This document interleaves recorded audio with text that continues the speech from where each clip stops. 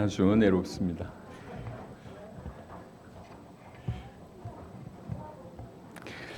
오늘 우리 로마서 8장 31절부터 39절의 말씀으로 누가 우리를 그리스도의 사랑에서 끊으리요,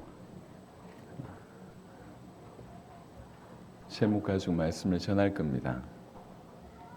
오늘의 크게 주제는 이 하나님과의 끊어짐, 또 하나님과의 만남, 이렇게 크게 양방향으로 좀 설명을 드릴 수가 있을 것 같습니다. 제가 그래도 이 세계 나가서 계속 사역을 꾸준히 하면서 적지 않은 목회자들, 또 여러 나라의 리더들, 또 교회 성도들 이렇게 만나고 계속 복음을 전하면서 이게 정보로 또 지식으로 전달되는 부분들은 어렵지 않고 또 기쁨으로 이렇게 받는 경우들이 많은데, 제가 계속 느끼는 건 뭐냐면, 이제 복음이 자기의 것이 되는, 이제 뭐 어떤 분의 표현으로 얘기하자면 실체가 되는 이런 일은 참 쉬운 일은 아닌 것 같아요. 정말로 자기 것으로 부딪혔을 때는 복음 이전에 자기의 모습을 보게 되고, 그것에서의 어떤 돌이킴, 회개가 이제 일어나는 게 당연하거든요. 자기에 대한 부분들을 볼 때 내가 죄인이구나 라고 하는 사실, 또 실제로 사단은 존재하고 내가 속았었구나 라고 하는 것들, 그리고 우리 탕자처럼 내가 아버지를 떠나 있는 이것이 정말로 큰 아픔이었구나 라고 하는 것들이 이게 총체적으로 이렇게 부딪히고, 여기에서 벗어날 수 있는 유일한 길이 오직 한 길 그리스도밖에 없구나 라고 이제 깨달아지는 거죠. 이게 자연스럽게 일어나는 건데요. 그래서 오늘은 그 자연스러움 중에 그래도 제가 볼 때 가장 더디게 오는 한 부분, 죄라고 하는 부분이나 사단이라고 하는 부분들은 어느 정도 좀 인지를 하고 있는 것 같은데, 하나님과의 끊어짐이라고 하는 부분들은 사실 그렇게 심각하게 여겨지지 않는 경우들이 많더라고요. 오늘 그 얘기를 제가 좀 여러분하고 나눌까 합니다. 부끄러운 얘기지만 여러 번 제가 간증을 했었고 또 이제 합니다. 제가 어릴 때 가출을 해본 적이 있어요. 가출을. 그때가 초등학교 저학년 때입니다. 지금으로 얘기하자면 우리 지금 막내 같은 나이 요때, 제가 제 동생을 비난하는 것이 아니라 있는 팩트이기 때문에 동생이 잘못했거든요. 근데 제가 이제 이렇게 동조를 했죠. 집이 어려웠어요. 그러니까 이제 평생 거의 어릴 땐 용돈 기억이 거의 없는 것 같습니다. 근데 어느 한날은 제 친동생이 2살 나는데, 뭐 갑자기 뭐 맛있는 걸 사줘요, 얘가. 그러니까 그때 사 먹을 수 없는, 그리고 그때 막 오락실이 서기 시작했어요. 혹시 갤러거 아십니까? 예, 갤러거. 예. 그때 제 기억으로 50원인가 그랬어요. 얘가 데려가서 오락실에 데려가서 갤러거를 시켜줘요. 근데 졌는데 또 시켜주는 거예요. 이상하다. 그러니까 맛있는 것도 사주고 오락실도 데려가주고, 애가 이러더라고. 그러니까 어디서 났는지는 중요하지 않아요. 일단 먹고 게임할 수 있다는 게 너무 좋았어요. 그러니까 다 하고 나서 그 다음 이제 그제서 이제 궁금증이 생겼어요. 어디서 났냐? 어디서 났대요. 그러니까 이제 어린 아이들 얘기니까, 제가 뭐 그때 초등학교 저학년이고 동생이 막 학교를 들어갔는지 안 들어갔는지 잘 기억이 안 납니다. 계속 추궁을 했어요. 추궁한 이유는 야단을 치기 위함이 아니었어요. 또 얻을 수 있느냐라고 하는 의도에 아주 추궁을 하니까 친구 집에서 돈을 훔쳤다는 거예요. 어떻게 훔쳤냐니까, 이렇게 그 보통 예전에 우리 어머니들이 돈을 숨길 때는 옷장 같은 데 숨기잖아요. 그러니까 옷장에 돈을 숨기는 걸 내가 본 거야. 그리고 거기서 뭐 1,000원짜리 몇 장을 가져온 것 같아요. 그러면 이제 형 같으면 야단을 쳐야 될 거 아니에요. 빨리 가서 이제 자수하자 이렇게 해야 될 것 같은데, 과자가 너무 맛있었어. 그리고 오락이 너무 재밌었어요. 그래서 이제 하루가 지나고 나서 이틀이 지나고 나서 이 여운이 계속 생기는 거예요. 그래서 제가 설득을 했어요. 이제 두 번째는 한 번만 더 하자. 이래가지고 제가 동생을 설득을 해서 그래서 동생이 두 번째 가서 이제 훔친 거예요. 처음에는 돈이 없어졌을 때 이 친구 어머니가 이렇게 자기가 기억을 잘못했나 이러다가 두 번째 이렇게 얘가 갔다 온 이후에 돈이 없으니까 확실하게 알게 된 거예요. 제가 훔쳤구나. 그걸 이제 아버지한테 얘기를 한 거죠. 저희는 사태 파악은 전혀 안 됐습니다. 일단 수중에 돈이 들어왔기 때문에 그래서 무조건 이제 이렇게 또 오락실에 갔어요. 그 두 번째는 조금 더 많이 가져왔던 것 같습니다.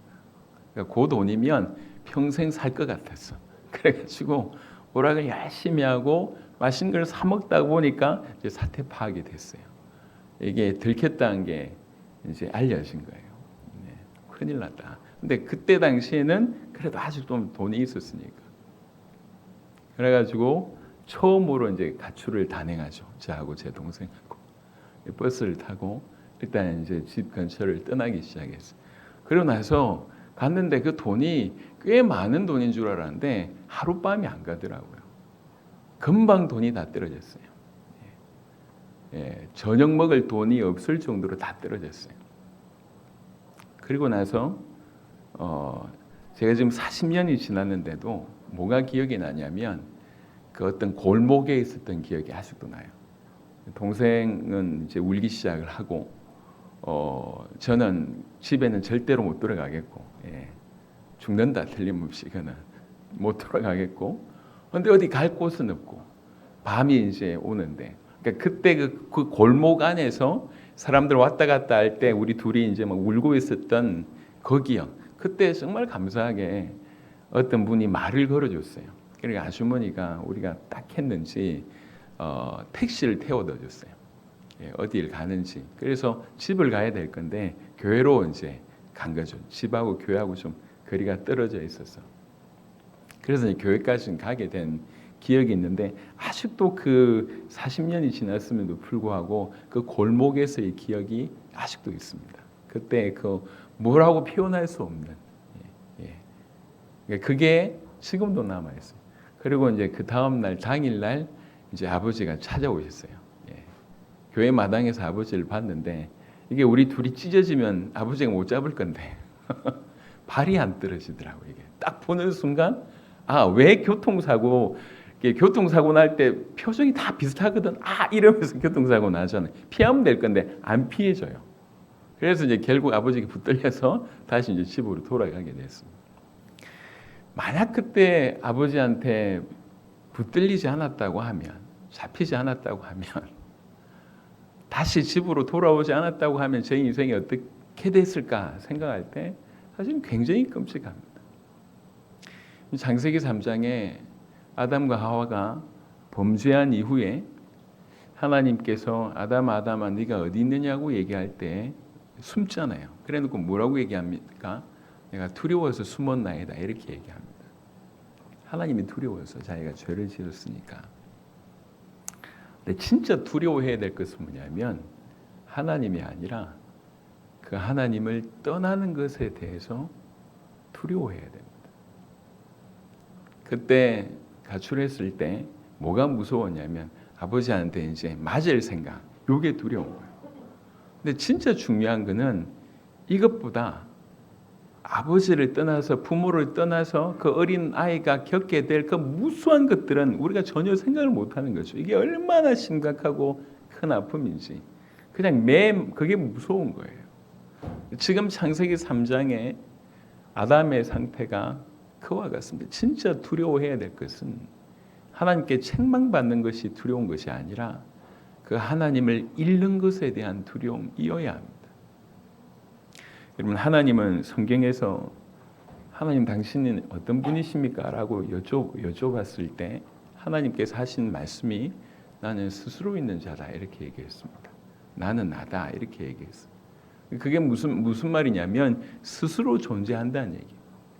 그럼 다른 피조물은요, 그 창조주이신 그 스스로 존재하는 분이 지으신 만물이에요.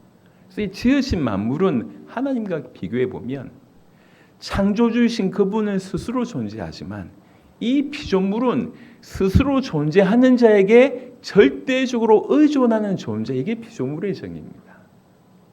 혼자 설 수 없는 존재예요. 혼자 살 수 없는 존재입니다. 그게 피조물이에요. 하나님은 자존자시고 피조물은 그 자존자에게 스스로 계신 자에게 절대적으로 의존해야 되는 존재, 이게 피조물입니다. 근데 그 피조물이 이 자존자에게서 끊어졌다는 거예요.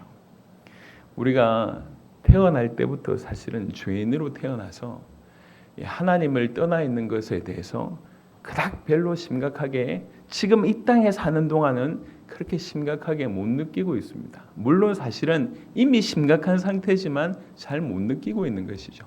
그러다가 이제 영원히 이 육체가 영혼과 분리된 이후에 영원의 세계로 들어갔을 때 그때 비로소 실상을 경험하게 됩니다. 그때는 이미 늦는 거죠.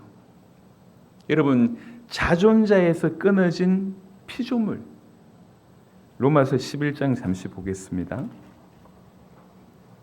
로마서 11장 36절 보겠습니다. 로마서 11장 36절, 이는 만물이 주에게서 나오고 주로 말미암고 주에게로 돌아갑니다. 우리 주님의 당신의 표현 중에 가장 최고의 표현 중에 하나가 뭐냐면 나는 알파요 오메가라라고 얘기했습니다. 시작과 끝이고 처음과 나중이라고 얘기했습니다. 모든 만물의 시종이 누구냐? 우리 하나님이에요. 그에게서 나오고 그로 말미암고 그에게로 돌아간다. 우리 주님과 만물의 관계를 가장 잘 표현한 구절 중에 하나입니다. 그런데 그 만물이 끊어졌다. 우리가 심각하게 못 느낄 뿐이지만 실제로 심각합니다. 이번에 내전 있었던 아프리카를 이렇게 갔다 왔잖아요. 아주 심각한 모습을 많이 보진 못했습니다. 하지만 야, 저렇게 살 수 있나 싶을 정도의 모습들은 여전했어요.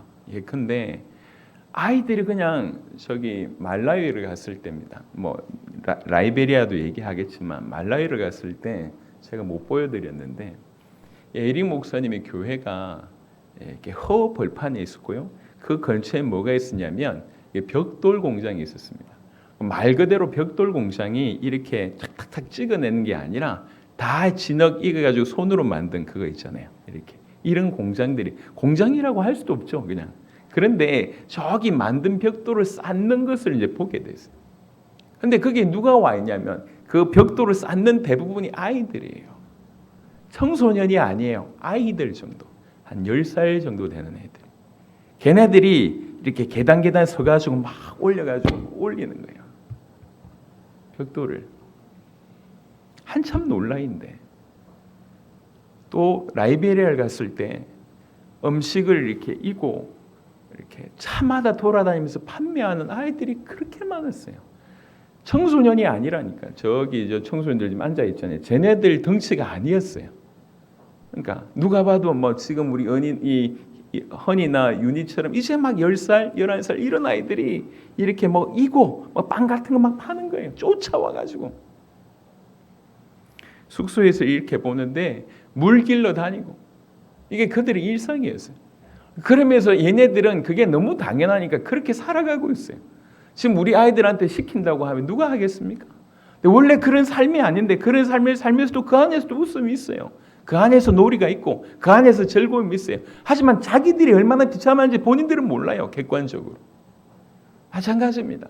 우리가 하나님을 떠나서 어릴 때부터 이렇게 태어날 때부터 뭐 그렇게 지금 살다 보니까 하나님을 떠나 있다는 것이 얼마나 큰 일인지를 잘 모르고 있는 것 같습니다. 우리 하나님께서는 생명의 원천이라고 얘기했습니다. 성경 두세 구절만 보겠습니다. 시편 36편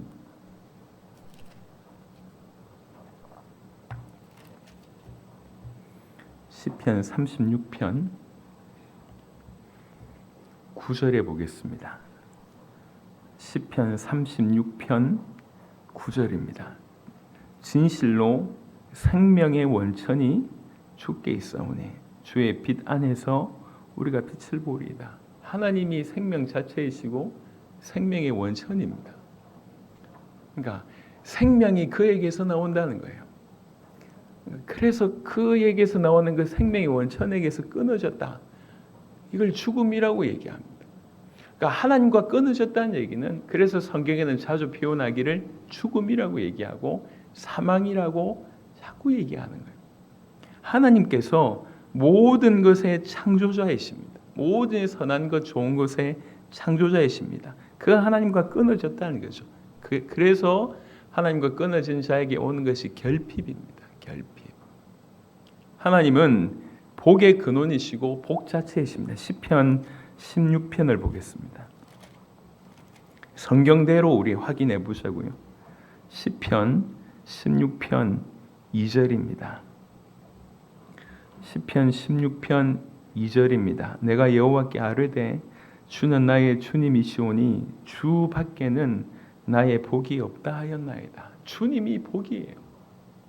그 주님이 복이신, 행복 자체이신 그분과 끊어지는 것입니다. 그래서 오는 것이 불안이고 불행이고 허무며 파멸이며 어두움이고 고난이며 공포며 분노입니다. 모든 것이 거기에서 오는 겁니다. 여러분, 우리 정신과적인 어떤 치료나 아니면 마녀 상담은 주로 어디서 그것을 찾냐면 어릴 때의 어떤 생활, 어릴 때 기억, 어릴 때 이런 것들을 많이 참고하잖아요. 왜 그러냐면 사람이 무관할 수 없거든. 지금 이런 모습을 띠고 있는 것이 내가 어릴 때부터 지금까지 살아왔을 때의 어떤 환경, 관계 이런 것들을 통해 가지고 지금 나를 해석하잖아요. 우리가 얼마나 많은 영역에 영향을 받았는가 말이에요. 제가 이제 저희 막내가 막내를 낳았을 때 제가 난 지 일주일 만에 이제 사역을 나갔고, 그리고 이제 제 아내도 이제 사역을 이제 그때부터 막내 놓자마자 이제 병원에 쓰러져 가지고 어쩔 수 없이 공고퇴직을 당하고, 그리고 나서는 본격적으로 사역을 같이 다녔어요. 그래서 막내가 이 엄마 젖도 가장 좀 적게 먹고, 그러니까 좀 빈자리가 많았어요. 그럼에도 불구하고 우리는 잘한 것 같은데, 늘 이제 우리는 여튼 최대한 다 한 것 같은데 그게 그렇지가 않아요. 얘는 잠을 잘 때마다 항상 사람을 확인하고 잠을 잡니다. 옆에 사람이 없으면 잠을 못 자요. 그리고 그렇게 팔을 만져요. 지 엄마 팔을 만지고, 나는 별로 안 만지더라고요. 지 엄마 팔을 만지고 그렇게 이제 이렇게 안고 자는 게 아니라 주무른다니까, 밤에 자면서. 그러니까 와이프는 예민해요. 잘 못 자요. 그렇게 주물주물거려요. 이렇게 애가. 그리고 이게 이제 그 엄마 아빠 없는 거에 대해서 여전히 벌써 세월이 꽤 흘렀는데도 불구하고 그런 게 있어요. 무의식 중에 들어가지 않는 생각을 좀 하게 됩니다. 우리가 어릴 때 그 환경들 지나오면서 어떤 관계들 이런 것들이 우리 인생에 여파를 주지 않습니까? 하물며 하나님과의 사람과의 관계에도 그렇게 우리가 영향을 받는 법인데, 우리가 모든 좋은 곳의 공급자이신 하나님과 끊어졌다. 우리 인생에 일어난 그 모든 원인들이 하나님과의 소통이 끊어진 것 때문에 온 것이라고 해석해도 과언이 아닙니다. 하나님과 끊어져서 죽음이 오고 고난이 오고 결핍이 오고 고통이 오고 어둡고 허무하고 불안하고 불만하고 불행하고 파멸하고 공포에 분노에 이로 말할 수 없는 수많은 것들이 이제 우리 안에 몰려옵니다. 이렇게 정확하게 보셔야 돼요. 하나님과 끊어졌다고 하는 것이 얼마나 심각한 건지. 근데 이게 사실 이렇게 잘 연결이 안 되거나 경험이 안 되지 않습니까? 그래서 이거를 어떻게 좀 설명해 볼까 고민하고 있던 처에 제가 한두 번씩 얘기 드렸지만 이 부분으로 좀 전달하는 것이 유익하겠다 싶어서 우리 마태복음 26장 잠시 보겠습니다. 오늘 얕은 하나님과 끊어짐이 얼마나 심각한지, 절대로 하나님과 끊어지면 안 되겠다, 이런 결론들을 좀 얻는 시간 되었으면 좋겠습니다. 마태복음 26장입니다. 마태복음 26장에 36절부터 보시면 예수님께서 십자가 지시기 바로 전에 겟세마네라고 하는 동산에서 기도하는 장면이 나옵니다. 마태복음 26장 36절부터 보면 이에 예수께서 제자들과 함께 겟세마네라 하는 곳에 이르러 제자들에게 이르시되 내가 저기 가서 기도할 동안에 너희는 여기 앉아 있으라 하시고 베드로와 세베대의 두 아들을 데리고 가실새 고민하고 슬퍼하사 이에 말씀하시되 내 마음이 매우 고민하여 죽게 되었으니 너희는 여기 머물라 나와 함께 깨어 있으라 하시고 조금 나아가사 얼굴을 땅에 대시고 엎드려 기도하여 이르시되 내 아버지여 만일 할만하시거든 이 잔을 내게서 지나가게 하옵소서. 그러나 나의 원대로 마시옵고 아버지의 원대로 하옵소서 하시고 제자들에게 오사 그 자는 것을 보시고 베드로에게 말씀하시되 너희가 나와 함께 한 시간도 이렇게 깨어 있을 수 없더냐. 시험에 들지 않게 깨어 기도하라. 마음에는 원이로되 육신이 약하도다 하시고 다시 두 번째 나아가 기도하여 이르시되 내 아버지의 만일 내가 마시지 않고는 이 잔이 내게서 지나갈 수 없거든 아버지의 원대로 되기를 원하나이다 하시고 이 보시면 본인이 얘기하셨어요. 내가 매우 고민하여 죽게 됐다. 너무 지금 그러면서 뭐라고 얘기하냐면 고민하고 슬퍼했다고 얘기해요. 그 고민하고 슬퍼한 내용이 뭐냐면 이 잔을 안 받았으면 좋겠다는 거예요. 그래서 기도한 게 뭐냐면 이 잔이 내게서 옮겨지면 내가 안 받으면 안 됩니까? 라고 기도를 했다는 거예요. 나중에는 아버지의 뜻이면 받겠습니다라고 얘기를 하는 겁니다. 그 내용이에요. 여러분 이게 무슨 고통일까요?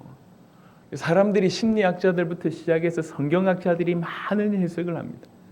그 중에 가장 대표적인 것이 육신적인 사람이 십자가에 못 박혀 죽는데 얼마나 고난이 크겠냐. 그것 때문이다. 이렇게 얘기하는 사람이 있고 또 하나는 너무 수치스럽지 않냐. 그럼 겉옷과 속옷을 다 했다고 그러잖아요. 그럼 사실은 알몸 상태예요. 너무 수치 상태인 거죠. 이 죄 없는 분이 죄 있는 죄인을 위해서 대신 죽는데 자기를 알아봐 주지도 않고 이렇게 비난하고 그렇게 하는 게 너무 모욕적이죠. 그래서 그는 정신적인 고통 때문에 그렇다라고 하는 수많은 해석을 하지만 사실 그 수많은 해석은 온전치 못합니다. 이렇게 해석을 하면 이렇게 보시면 이해가 안 되는 것이 사도행전 보시면 제일 먼저 순교자가 스데반이 나오잖아요. 스데반이 순교할 때 고민하고 슬퍼하사 이러지 않았습니다. 기쁨으로 순교했습니다. 오히려 돌 맞아 죽으면서도 자기에게 돌을 내리치는 그 사람을 위해서 기도했습니다. 예수님은 우리가 알기로 하나님이 육신을 입으신 분이세요. 그런데 이 모습이 자기의 제자 중에 한 명 스데반이 죽는 것보다 훨씬 못하다는 거예요.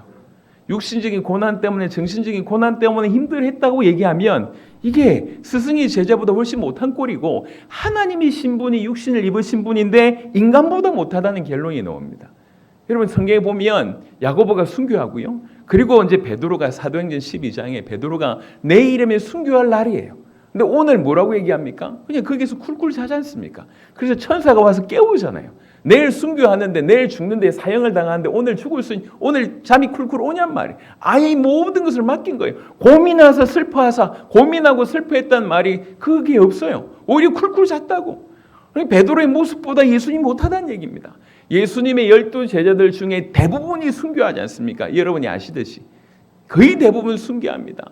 사도 요한이 나중에는 신화로는 끓는 기름 속에 들어갔는데도 살아남아서 밤모섬으로 유배 보냈다 이렇게 얘기하잖아요. 제자들이 전부 그런 삶을 살았어요. 근데 제자들보다 예수님 못하다는 결론이 나오잖아요. 이게 정신적인 고통 때문에 육신적인 고통 때문에 이렇게 고민하며 슬퍼했다는 얘기는 인간보다 못하다는 결론이 나옵니다. 그런 구원주는 믿을만하지 않습니다. 그러면 어떻게 해석을 해야 되냐면 우리가 모르는 고통이라고 해석을 해야 됩니다. 그러니까 뭔가 우리가 전혀 도무지 알 수 없는 뭔가가 있다는 거죠. 그 결정적인 힌트는 마태복음 27장에 나옵니다. 마태복음 27장 45절에 보시면 마태복음 27장 45절에 제6시로부터 온 땅에 어둠이 임하여 제9시까지 계속되더니 제9시쯤에 예수께서 크게 소리질러 이르시되 엘리 엘리 라마 사박다니 아람어입니다. 하시니 이는 곧 나의 하나님 어찌하여 나를 버리셨나이까 하는 뜻이라. 요 얘기예요. 무슨 말이냐면 우리는 영혼의 세계를 아직 모르고 하나님을 정확하게 잘 모릅니다.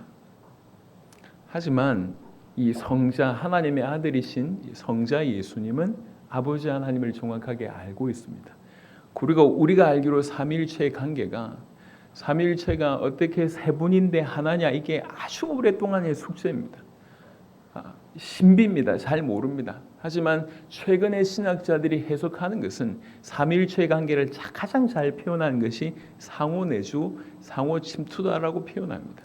요한복음 17장에 예수님께서 내가 아버지 안에, 아버지가 내 안에 이런 표현을 썼잖아요. 이게 상호 내재 있고 상호 침투돼 있다니 각각 다른 존재인데 완벽하게 똑같고 능력과 권위가 똑같고 상호 침투하고 상호 내주되는 관계, 내재되는 관계 이게 삼위일체의 관계입니다. 이게 영원한 관계였어요. 영원한 관계인데 딱 한 번 영원 전부터 영원 끝까지 이런 표현이 안 맞는 표현이지만 굳이 설명하자면 전 모든 영혼의 시간 아래서 단 한 번 깨어지는 사건이 벌어집니다. 깨어지는 사건. 아버지가 아들을 버린 사건, 아들은 아버지에게 버림받는 사건. 여러분 이게 우리는 모르지만 성자 예수님께서는 아버지께 버림받는다는 것이 어떤 것인지를 너무 잘 아는 거예요. 영혼이 버림받는 게 이게 지옥이잖아요. 아버지께 버림받는다고 하는 것을 누구보다도 잘 아는 거예요. IMF가 터졌을 때 저 동네에서 뭐 마늘 팔고 뭐 이렇게 쌍추 파는 그런 할머니들 IMF 전혀 몰랐어요. 그게 무슨 일인지. IMF가 몰려올 때도 그냥 어제와 똑같은 하루를 살았다고. 하지만 이 여파가 계속 이렇게 심각하게 갈지 도무지 알지 못했습니다. 하지만 좀 앞서 있는 사람들, 이게 얼마나 큰 사건인지 아는, 나라가 무너질 수도 있다라고 하는 걸 아는 사람들은 그 IMF가 터졌을 때 기겁을 한 겁니다. 이게 어떤 내용인지를 아니까. 이 차이예요. 우리는 지금 하나님과 끊어졌다고 하는 것이 얼마나 심각한지 모릅니다. 그나마 밥 먹고 살만 하거든. 꽤 견딜만 하거든. 이게 얼마나 심각한지 모르지만 아버지와 끊어짐에 대해서 가장 잘 아시는 분은 아들 예수님이십니다. 그래서 이렇게 고민하고 슬퍼했다고 얘기합니다. 그리고 마지막 십자가상에서도 나의 하나님 어찌하여 나를 버리셨나이까. 여러분 십자가 사건은 그냥 육체에 좀 피를 흘리고 사람처럼 죽어나가는 이 정도가 아니에요. 그 사건은 철저하게 죄 자체가 되셔서 완전히 하나님께 버림받는, 하나님께 끊어지는 사건이 바로 십자가 사건입니다. 그래서 이토록 고민하고 슬퍼하셨다고 얘기해요. 하나님과 끊어진다는 것이 얼마나 심각한 일이냐를 가장 잘 볼 수 있는 부분들이 바로 예수님의 모습을 통해서 알 수 있는 것입니다. 우리가 이 땅을 살아가면서 이 말만 알아들어도 하나님과 끊어진다는 것이 얼마나 심각한지만 알아들어도 우리는 좀 다를 겁니다. 오늘 이 본문을 통해서 여러분 그런 깨달음의 은혜가 있기를 바랍니다. 창세기 3장에 보면 하나님과 탁 끊어집니다.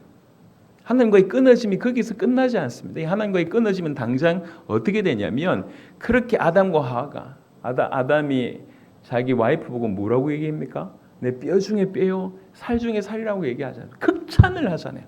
근데 끊어지는 그 순간 뭐라고 얘기합니까? 오만 핑계를 자기 아내한테 댑니다.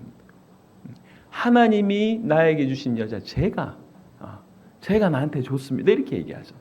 하나님과의 끊어짐은 거기서 끝나지 않고 나와 너의 끊어짐으로 연결됩니다. 그리고 창세기 3장에 보면 땅이 너로 말미암아 저주를 받는다고 얘기합니다. 그러니까 인간이 자연 전체, 우주 만물 전체 대리 통치자인데 그것과의 끊어지는 환경과 자연과의 끊어지는 일이 벌어집니다. 하지만 더 심각한 일은 뭐냐면 자신과의 끊어짐입니다. 하나님의 형상대로 지음받은 존재인 이 존재에서 심각한 끊어짐, 영적인 죽음이라고 하는 끊어짐이 일어나기 시작합니다. 연쇄적으로 끊어짐이 계속 일어나는 거예요.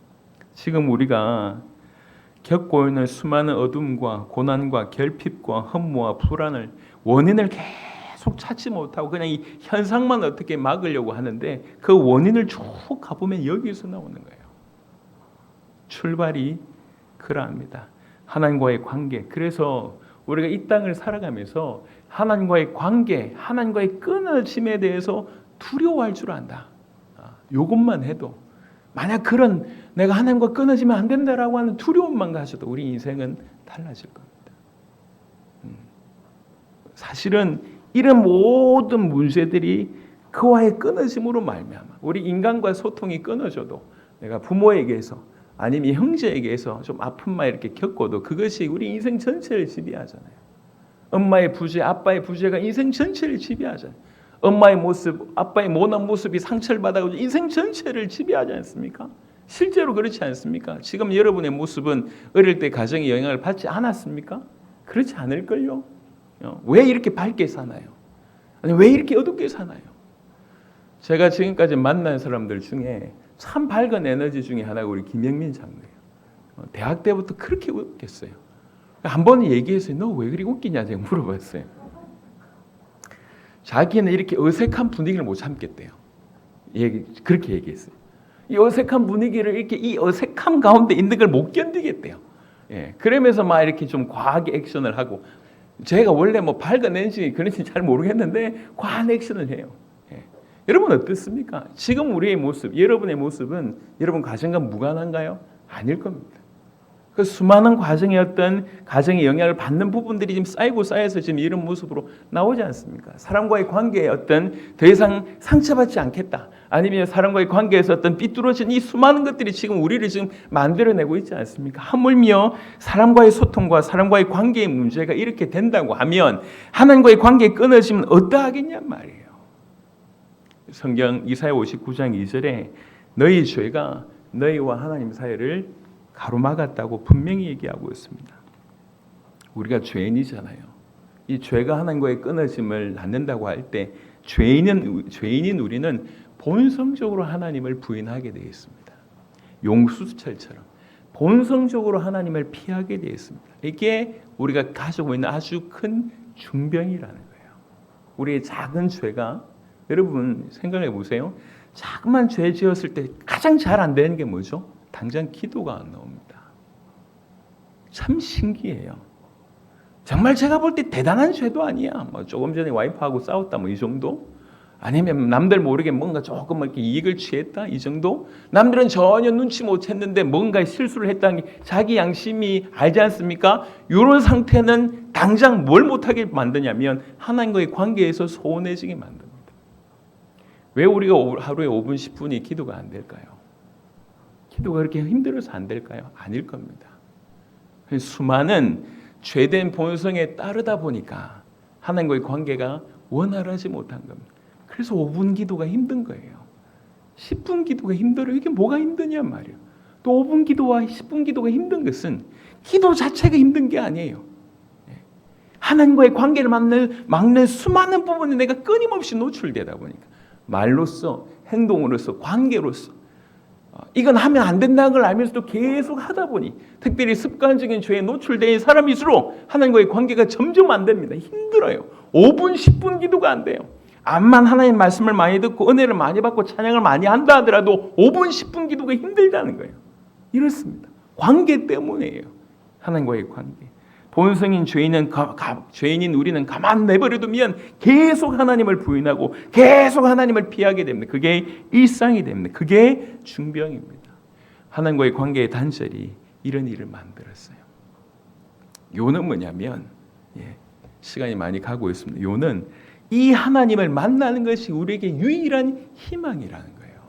하나님과의 관계가 끊어졌다는 하는 것이 얼마나 심각한지 안다고 하면 제발 어떻게든지 우리는 하나님을 만나야 되는데 그 하나님을 만날 수 있는 길이 한 길밖에 없습니다. 여러분 이사야 53장은 아주 기막힌 표현을 했습니다. 여러분 잘 아는 구절과 잘 집중하지 않는 구절을 제가 같이 한번 보겠습니다.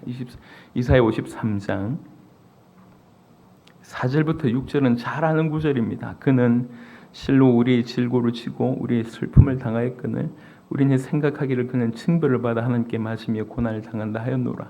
그가 찔림은 우리의 허물 때문이요 그가 상함은 우리의 죄악 때문이라. 그가 징계를 맞음으로 우리는 평화를 누리고 그가 채찍에 맞음으로 우리는 나음을 받았도다. 우리는 다 양 같아서 그릇 행하여 각기 제 길로 갔거늘 여호와께서는 우리 모두의 죄악을 그에게 담당시키셨도다. 너무 잘 아는 구절입니다. 그런데 오늘 저는 8절을 얘기를 좀 드리기로 원합니다. 8절에 보면 주목하지 않은 표현이 나옵니다. 8절에 그는 곤욕과 신문을 당하고 끌려갔으나 그 세대 중에 누가 생각하기를 그가 살아있는 자들이 땅에서 끊어지면 이렇게 되어 있습니다.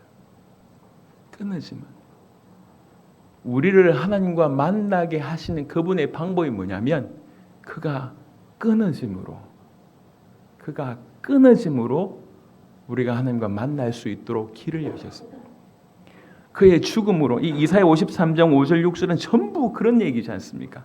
우리의 허물 때문에 그가 찔리고 우리의 죄악 때문에 그가 상하고 우리의 평화 때문에 그가 징계를 받고 우리가 낫게 하기 위해서 그가 채찍에 맞았다 이렇게 쭉 표현하고 있지 않습니까? 그래서 진실로 우리가 하나님과 화목할 수 있는 다시 만날 수 있는 방법은 그분으로서의 방법은 뭐냐면 그가 끊어지는 거예요. 기가 막힌 방법으로 끊어진 우리가 다시 하나님을 만날 수 있는 길을 여셨다는 그가 끊어짐으로 하나님과 우리가 끊어졌던 관계가 회복되는 길이 열렸다고 성경은 얘기하고 있습니다.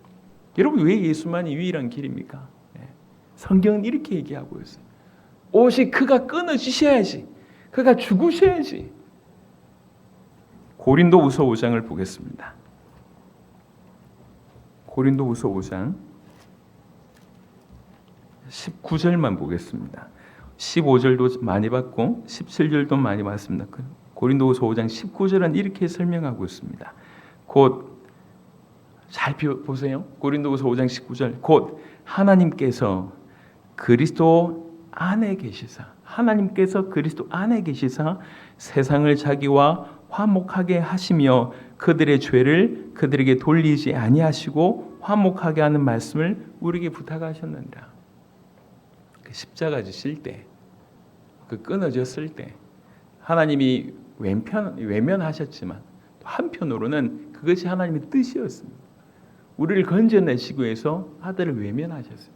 하지만 아들과 함께 십자가를 지셨다고 하는 것이 또 한편 옳은 얘기예요.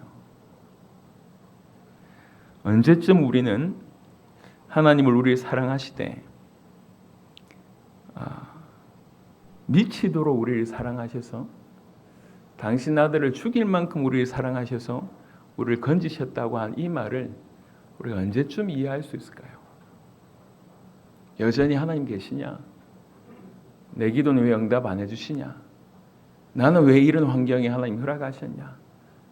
나는 좀 평범하게 살기를 원하는데 그것마저도 허락 안 하시냐? 이 정도 수준으로 우리는 하나님을 대하고 있을 때 그분은 우리를 미치도록 사랑하셔서 모든 우주의 모든 것을 총동원하고 역사의 모든 것을 총동원하고 아들을 주셨다는 얘기는 자기 전부를 주셨다는 얘기인데 자기 전부를 주시면서까지 나를 건져냈다는 이 말을 우리가 언제쯤 이해할 수 있을까요?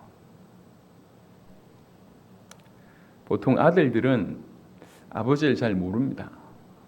특별히 이제 조금 사랑 표현을 덜 하는 그런 아버지의 아들에 대한 사랑을 아들이 잘 몰라요. 그래서 아들과 아버지가 그렇게 친하게 지내는 가정들이 별로 없어요. 하지만 언제 알게 되냐면 결혼하고 지가 지 아들 낳아보면 달라질 겁니다.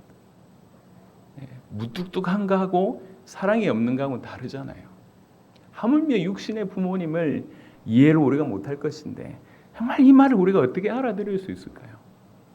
성경은 하지만 분명히 이렇게 얘기하고 있습니다. 하나님께서 그리스도 안에 계셔서 그 일을 하신 거예요. 같이 고난받으시고 같이 끊어지는 일을 하신 것입니다. 골로새 1장을 잠시 보겠습니다. 시간이 없지만 골로새 1장 19절부터 보겠습니다. 골로새 1장 19절부터 아버지께서는 모든 충만으로 예수 안에 거하게 하시고 20절에 그의 십자가의 피로 화평을 이루사 화평을 이루는 유일한 방법은 그의 십자가의 피라고 얘기합니다. 22절에 이제는 그의 육체의 죽으심으로 말미암아 화목하게 하사. 여러분 유일한 길 한 길밖에 없습니다. 그것이 그리스도이신 예수님의 죽음밖에는 답이 없습니다. 그래서 오직 한 길이 그리스도 예수라고 분명히 얘기하고 있습니다. 우리 자주 보던 로마서 5장도 로마서 5장 10절에 또 이렇게 되어 있습니다. 로마서 5장 10절에 곧 우리가 원수 되었을 때에 그의 아들의 죽으심으로 말미암아 하나님과 화목하게 되었은즉 우리가 하나님과 원수되어 있을 상태, 하나님을 좋아하지도 않고 회개하지도 않고 뭔가 액션도 전혀 없고 여전히 원수되었을 때 하나님은 우리를 건져내시겠다고 결단하신 겁니다. 오직 하나님과 끊어짐으로 말미암아 모든 것이 왔습니다. 지구상에 경험하고 있는 이 모든 것, 우리 인생이 경험할 수 있는 이 모든 것들이 하나님과 끊어져서 왔습니다. 그 끊어진 가운데 우리를 다시 한번 하나님을 만날 수 있는 길을 여신 것은 오직 예수님밖에 없습니다. 그리스도이신 그분밖에 없습니다. 그래서 우리는 그리스도이신 예수님을 통해서 하나님을 만나야 됩니다. 하나님을 만난다는 얘기는 전인격적으로 만나는 거예요. 참으로 믿음으로 만나는 것입니다. 지정이 인격으로 만나는 거예요. 그래서 누구든지 예수님을 하나님의 아들 그리스도로 믿고 그분을 영접하면 하나님을 만나게 되는데 이게 그냥이 아니에요. 두 구절을 더 보겠습니다. 골로새 1장, 골로새 3장.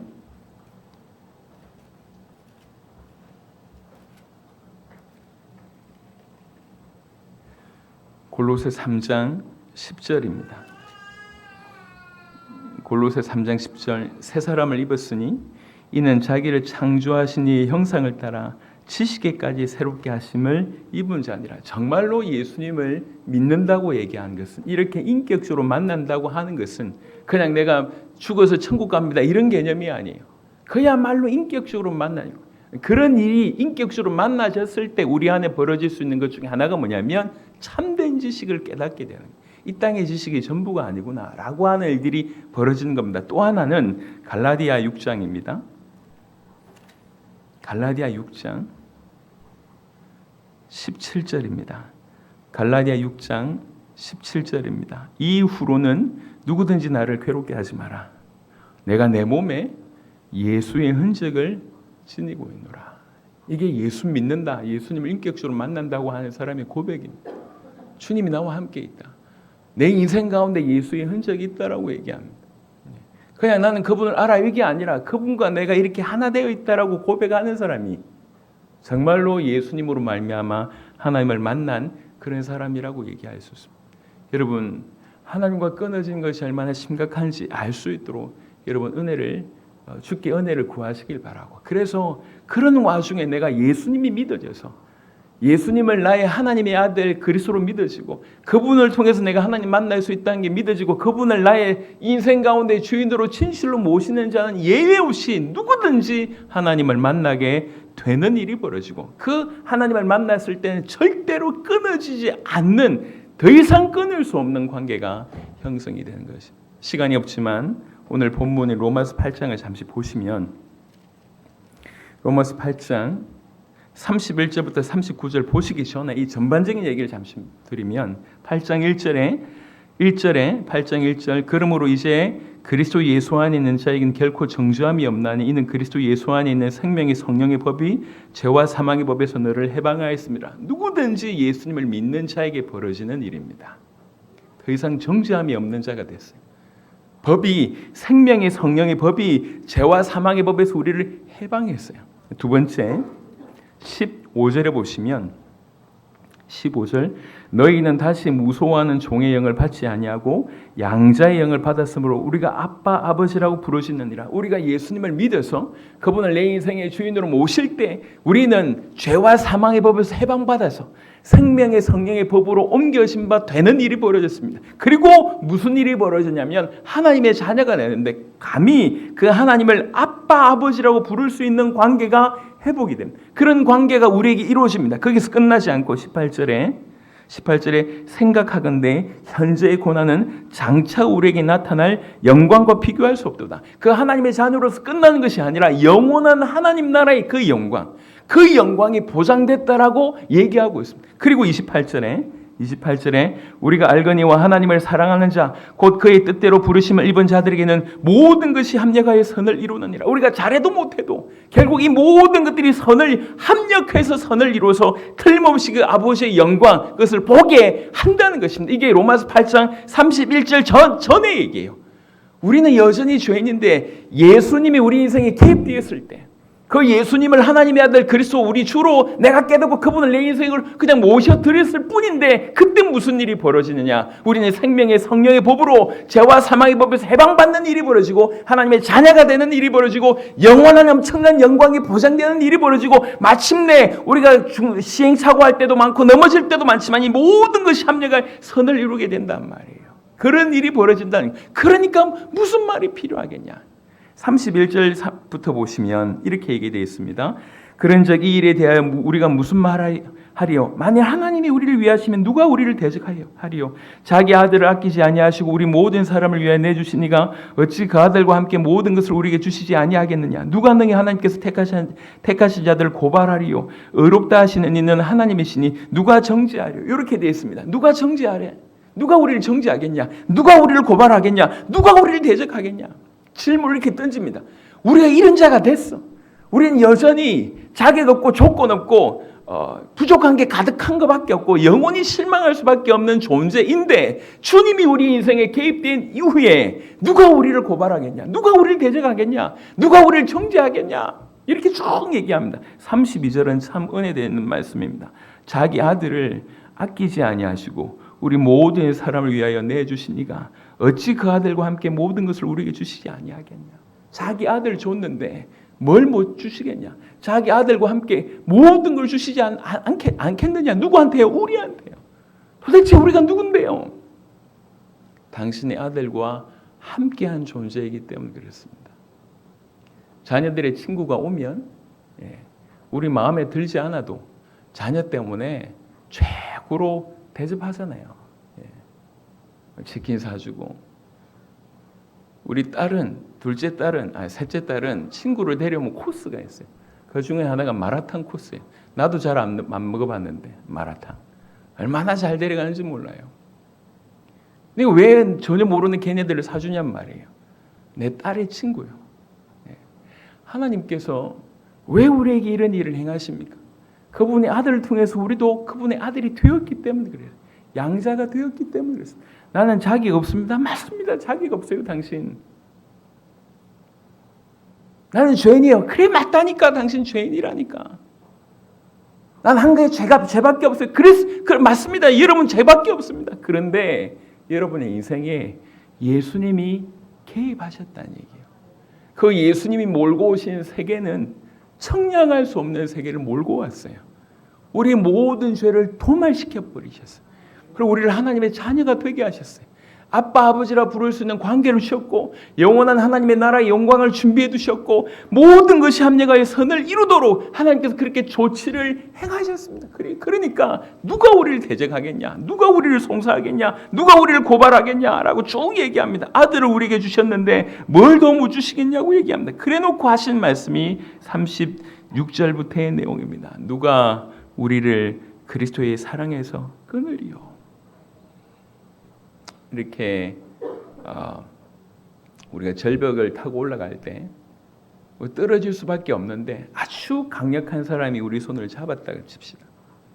이렇게 잡힌 거예요. 혹시 우리가 그분의 손을 놔도 그분이 우리를 붙들고 있는 거예요. 우리가 그분과 맺어진 관계는 이 관계입니다. 우리는 헷갈려요. 자주 내 모습을 보고 힘들고 방황하고 고민하고 의심하는, 그래서 자주 그분의 손을 놓지만 그분은 우리를 놓지 않습니다. 성경이 하는 얘기예요. 그러면서 쭉 얘기합니다. 환난이나 곤고나 박해나 기근이나 적신이나 위험이나 칼이 이런 것들이 끊을 수 있냐? 기록된 바 우리가 종일 주를 위하여 죽임을 당하게 되며 도살당할 양같이 여김을 받았나이다 함과 같은 이런 상황이 벌어진다 하더라도, 그러나 이 모든 일에 우리를 사랑하시는 이로 말미암아 우리가 넉넉히 이기느니라. 내가 확신하노니 사망이나 생명이나 천사들이나 권세자들이나 현재일이나 장래일이나 능력이나 높음이나 깊음이나 다른 어떤 피조물이라도 우리를 우리 주 그리스도 예수 안에 있는 하나님의 사랑에서 끊을 수 없으리라. 성경이 하는 얘기예요. 제 말이 아니에요. 우리 어떠함이나 우리가 뭔가를 했기 때문에 나오는 그런 보상 정도의 수준이 아니에요. 우리가 받은 사랑, 내가 잘했기 때문에 주께서 주신 대가 정도의 수준이 아니라니. 일방적인 은혜예요. 그 은혜가 우리에게 그냥 임해버렸어요. 이 마지막 때에 하나님을 부인하는 때에 하나님이 믿어지고 오직 예수님을 바라볼 수 있도록 우리에게 은혜를 베풀으셨어요. 그리고 그분이 우리 손을 잡아버리셨어요. 절대로 끊을 수 없는 관계가 일어난 겁니다. 하나님과 끊어져서 지금도 끊어지고 곧 끊어질 것이고 영원히 끊어질 수밖에 없는 운명 가운데, 그래서 하나님과 끊어져서 수많은 말할 수 없는 많은 어려움 가운데 있던 우리, 희망이 없는 우리에게 그분의 끊어짐으로 우리가 다시 하나님을 만날 수 있는 길을 그리스도이신 예수님이 여셨습니다. 그래서 그분의 하신 일, 그분의 존재 자체를 믿음으로 그분을 우리의 주인으로 모셔드릴 때 그분이 우리에게 몰고 온 세계는 이토록 놀랍다는 거예요. 그분이 우리에게 몰고 온 세계 중에 그 모든 세계를 한마디로 얘기하자면 절대로 하나님과 끊을 수 없는 세계를 우리에게 몰고 오셨다는 거예요. 깨달으시길 바랍니다. 이 사실을 정말로 깨달은 여러분들은 붙어있지만 끊어진 자처럼 살지 마시고, 끊을 수 없는 자에게 내가 붙들렸다 생각하시고 그렇게 하나님께 간절히 나가는 그런 은혜가 있기를 바랍니다. 이미 하나님과 연결되었음에도 불구하고 그 연결된 것이 얼마나 엄청난 사실인지 모르고 여전히 끊어진 것과 같이 사는 자, 이처럼 안타까운 일이 없다는 거예요. 성경 한 구절만 보고 오늘 마무리하도록 하겠습니다. 시편 22편. 시편. 하나님과 끊어졌던 우리가 다시 하나님을 만났습니다. 그렇다고 하면 그분이 우리 손을 붙잡는 것처럼 우리 또한 그분을 붙잡아야 돼요. 연결되어 있음에도 불구하고 끊어진 자처럼 사는 것이 얼마나 허무한 인생을 사냔 말이에요. 그분과 연결되어져서 그분과 함께 동행하는 것이 최고입니다. 그럼 어떤 마음자세로 이렇게 살면 되겠습니까? 라고 얘기할 때 드릴 수 있는 구절입니다. 시편 22편 4절에 우리 조상들이 주께 의뢰하고 의뢰하였으므로 그들을 건지셨나이다. 의뢰하는 삶을 사는 거예요. 이 의뢰라고 하는 단어가 히브리어로 바타크라고 하는 단어입니다. 바타크라고 하는 단어는 원래 어떤 어원에서 시작됐냐면 절벽에서 뛰어내리다라고 하는 어원에서 시작됐어요. 의뢰한다는 얘기는 절벽에 서 있는 그 심정, 절벽에서 뛰어내릴 수밖에 없는 그런 아주 그 가난한 심정. 하나님 아니면 안 됩니다. 그 절박한 마음, 오직 주님만이 나의 힘입니다라고 하는 그 절박한 마음으로 주님을 올려다 보는 것이 의뢰한다라고 하는 표현입니다. 의뢰. 주님 아니면 안 됩니다. 하나님 아니면 안 됩니다. 라고 하는 절박한 마음으로 주님을 붙잡는 것이 의뢰입니다. 지금 우리에게 만약 이 땅 가운데 이게 있다고 하면 우리 인생을 그냥 사용하지 않을 수 없습니다. 자, 말씀을 정리하겠습니다. 우리는 오늘 두 가지를 좀 알았으면 좋겠습니다. 하나는 하나님과 끊어졌다는 것이 얼마나 심각한 건지 제가 전 세계 계속 얘기합니다. 잘 정리된 것들을 얘기하지 이런 상황을, 이런 부분의 측면을 할 줄 모르고 이걸 대수롭게 여기는 것 같아요. 계속 얘기합니다. 계속. 여러분, 하나님과 끊어졌다.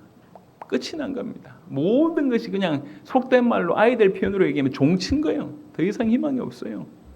자존자이신 그분에게 생명의 근원이고 복의 근원이 그분에게 끊어졌다. 사실 모든 것이 끝장난 것입니다. 이미 끝장났고 곧 끝장날 것이고 영원히 끝장날 것입니다. 그게 하나님과 끊어진 자의 실존입니다. 실존. 우리가 끊어진 관계를 회복할 수 있는 길이 있냐? 없습니다. 그럴 때 오직 하나님의 사랑으로 그리스도께서 이 땅에 오셔서 그 길을 여신 겁니다. 그래서 우리가 그분을 깨닫고 그분을 모셔드릴 때 끊어진 우리가 회복되어서 그분과 화해하게 되고 화목하게 됩니다. 지금 적어도 이 자리에 있는 우리 모두는 잘한 거 하나도 없지만 예수님을 믿는다는 이유로 하나님과 연결되어진 자가 되었단 말이에요. 그럼 연결되어졌다고 하면 어떻게 해야 되겠냐면, 그분이 내 손을 붙들고 있는데 나는 계속 그분의 손을 놓는다고 하면 이 땅에서 구원은 받았지만 정말 주님의 뜻을 이루는 자는 못 산단 말이에요. 이 상태에서 우리가 뭐 해야 돼? 우리 또한 그분을 붙잡아야 된다. 이 붙잡는 이게 뭐냐? 의뢰한다라고 하는 표현입니다. 절벽에서 떨어진다는 절박한 마음으로 저도 주님 아니면 안 됩니다. 하나님이 나는 너 아니면 안 돼 라고 하는 말에 저도 주님 아니면 안 됩니다. 요 얘기예요. 그게 신앙생활이라고 하는 것의 자세입니다. 하나님과의 끊어짐을 알고 또 하나님과 만난 우리는 그분을 의뢰해야 된다고 하는 것을 진실로 알고 의뢰하는 자로 살아가는 저름 되시기를 그리스도 예수 이름으로 축원합니다. 살아계신 주님 감사합니다. 주님, 우리 눈을 열어주옵소서. 하나님과 끊어졌다는 것이, 단절되었다고 하는 것이, 그분과 소통이 끊어지고 존재 자체로 끊어졌다고 하는 것이 얼마나 심각한 것인지를 알 수 있는 그런 눈을 우리에게 열어주시기를 기도합니다. 그래서 하나님과 끊어짐에 대해서 두려워할 줄 아는, 그분과의 어떤 그분으로 오는 책망을 두려워하는 것이 아니라 그분과의 끊어짐에 대해서 두려워할 줄 아는 우리 모두가 될 수 있도록 하나님 역사하여 주시옵소서. 오직 그리스도 예수의 그 피값으로 말미암아 다시 우리가 하나님을 만나게 되었습니다. 끊어질 수 없는 관계로 형성이 되었습니다. 주여, 이 사실을 깨닫게 하여 주옵소서. 이미 연결되었음에도 불구하고 끊어진 자처럼 사는 그 모든 신앙생활을 정리하고 그분이 내 손을 잡는 것처럼 우리 또한 그분의 손을 굳게 붙잡는 의뢰하는 자로 살아갈 수 있도록 하나님 역사하여 주옵소서. 절벽에서 떨어질 수밖에 없는 정말 절박한 마음으로 나도 당신이 아니면 안 됩니다, 나도 주님 아니면 안 됩니다라고 하는 이 가난한 심령을 우리 모두에게 회복시켜 주시옵소서. 그래서 이 땅을 살아가면서 주님과 동행하며, 주님과 손붙들고 주님과 동행하며 주님의 뜻을 이루는 우리 모두가 되도록, 그래서 예수님이 하나님의 아들 그리스도라고 하는 이 복음을 만방에 전하여 주님 오실 길을 준비하는 우리 모두가 되도록 축복하여 주시옵소서. 감사를 드리옵고 우리 주 예수 그리스도의 이름으로 기도드렸습니다. 아멘.